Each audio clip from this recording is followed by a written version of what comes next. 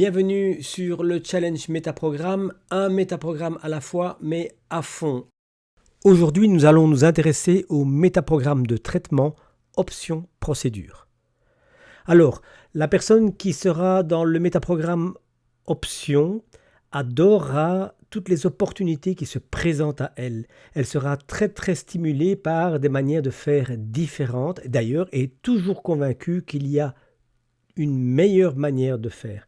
Cette personne adore également élaborer des procédures, et pourtant, elle a du mal à les suivre. Elle adore par contre briser les règles. Elle adore tout ce qui est nouveau, tout nouveau projet, toute nouvelle idée. Par contre, elle aura tendance à ne pas terminer les choses. C'est donc une personne qui détestera par définition tout ce qui est tâches de maintenance et encore plus quand elles sont répétitives. La personne orientée option va rechigner à s'engager car pour elle, cet engagement va réduire ses options possibles. Par contre, elle peut s'engager à fond tant qu'elle n'a pas en vue d'autres opportunités, d'autres idées, d'autres projets. Le métaprogramme de traitement procédure s'adresse à des personnes qui aiment les routes déjà tracées. C'est les personnes qui vont être convaincues qu'il y a une bonne manière de faire les choses. Et d'ailleurs, elle préférera de loin la question « Comment fait-on » plutôt que « Pourquoi fait-on ». Elle aimera bien sûr les procédures qui ont un début, qui ont une fin et des étapes bien marquées avec des confirmations et des informations qui viennent confirmer qu'elle est dans le bon chemin. Ces personnes en général terminent les choses et si vous leur demandez de contourner une règle, eh bien ça leur sera particulièrement pénible. Par contre, quand la procédure est connue, elles sont tout heureuses de la suivre.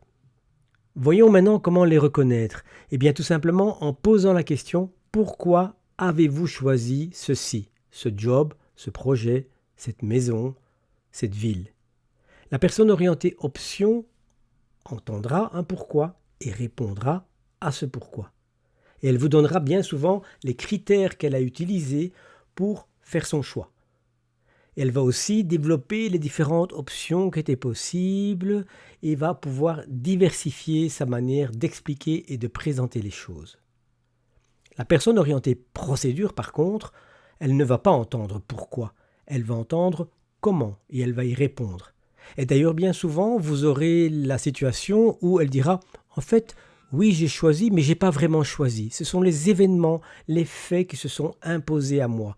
Il y aura eu ceci, et en conséquence, je n'ai pas vraiment eu le choix, ça s'est imposé à moi. » D'accord ? Elle ne va pas citer les critères, elle va citer plutôt les événements et les faits qui ont fait qu'elle a fait ce choix.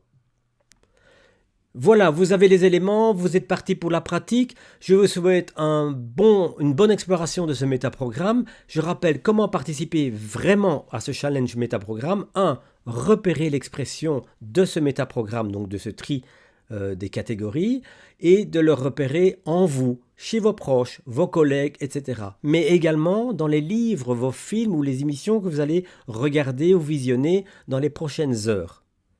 Enfin, je vous invite à rapporter en commentaire sur le groupe Pénaliste, mais également en commentaire de cette vidéo, les exemples significatifs que vous avez identifiés ou repérés, mais également les questions que vous avez utilisées pour éliciter ce métaprogramme, ainsi que tout complément d'explication où vous avez besoin de mieux comprendre ou parce que ce n'est pas nécessairement aussi clair pour vous que ça peut l'être pour d'autres.